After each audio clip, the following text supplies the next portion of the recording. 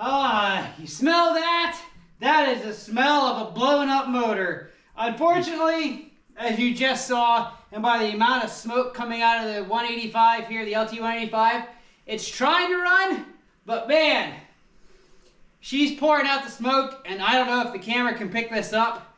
It's knocking something horrible, which we thought, we heard when we were cranking it over there with the drill last video. Yeah, she's definitely got a knock, so yeah, motor's definitely blown. So we could rebuild the motor, see if we can find all the parts we need, tear the motor, tear into it. However, I got another solution that just happened to come up, and I happened to demand to, that I think is going to be a better solution, at least something to try before we dig into the motor. And you know what that solution is? Road trip! Yep, that's right. We're going to solve this by traveling almost 2 hours away to hopefully buy something that's going to help us get that little Suzuki 185 running. So we'll catch back up with you and update you once we get there, where we're going, which is where I'm heading. So, vámonos! And here's the solution. I bought another Suzuki 185, also for 150 bucks. So my plan here is to take this guy, which doesn't run either, but it has good compression. I get it unloaded, I'll show you what's going on with this. It doesn't have spark, and there's an obvious reason why. So hopefully out of this guy and the one back there in the shop, we'll get one running LT185 out of the two. So here is the 185 I just picked up. I believe this is an 84 or an 85. It might be a year or two different than that guy, but they're pretty much the same. It might actually be the same year. I can't remember anyway. But this guy has good compression. Oh, as you can see, boop, boop, it's plopping. I don't know if there's a plug in it or not. But anyway, as you can see here by this melded mess of wires, I think what happened is this one had a carb leak and it caught fire and melted a bunch of wires, so there's no spark or anything. But I'm hoping the motor in this one's good. We can plop the motor from this guy into that frame, or it actually might be easier just to take the wiring harness from that frame and put it into this guy. The only thing I don't know is this guy does have the odometer here and the wire for it, which I think runs off the back or in the transmission somewhere. This guy doesn't, it's just blank. Oh no, it is there. It's just been painted over, so never mind. So never mind.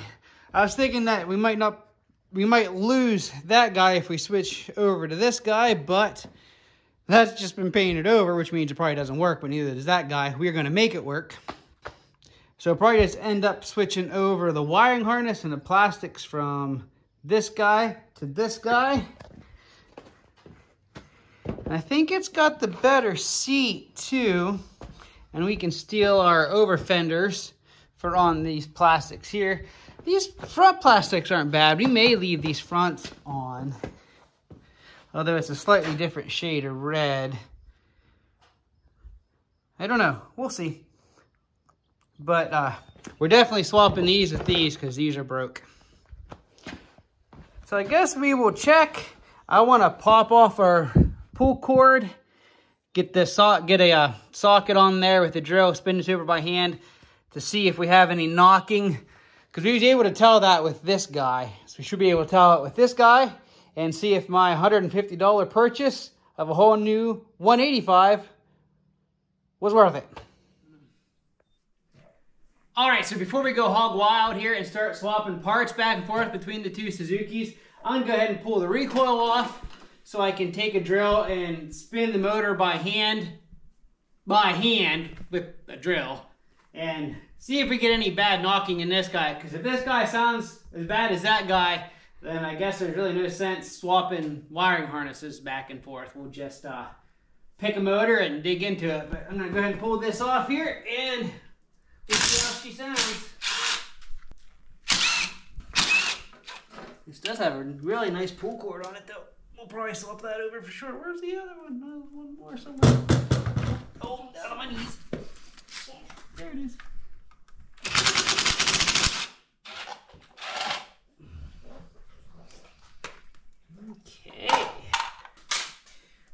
don't know if there's any oil in this. In this guy, I would think and hope there would be. Where's my sight glass? It's on this side. Where's my flashlight? It's on this old Rhino I'm working on.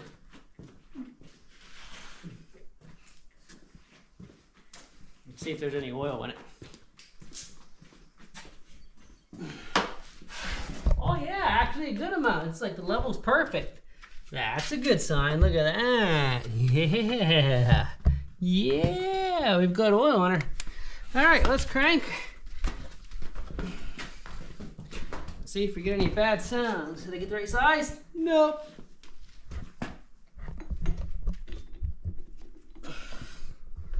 Does that fit? Oh, come on. Is that not gonna work? Because it's fat. It's an impact. It won't fit in there. There we go. We're getting the combination figured out.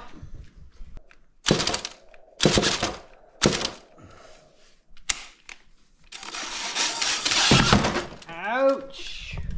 You're unworthy of your title! You're unworthy! Well, it's definitely got good compression. There isn't even... Oh, there is a spark plug in that. That's why. That sounds quiet!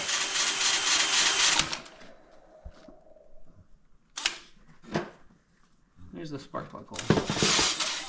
Oh, I feel good air and compression out of that spark plug hole. All right, guys. There is no knocks, no bangs, no ticks from this motor. It's quiet as a whistle. Very good sign. So I think we're good to go for a swap. We're going to take... I think overall this buggy's in better condition, so we're going to take the wiring harness and the carb off of the first one I bought and reverse mechanism because it's missing some of the reverse stuff here too, and move it on to this guy, and we shall see if we have spark. But we're going to save that for the next video in this project. So guys, thanks for watching. I hope you're excited to see at least one of these 185s up and running. And until next time, God bless and keep on riding.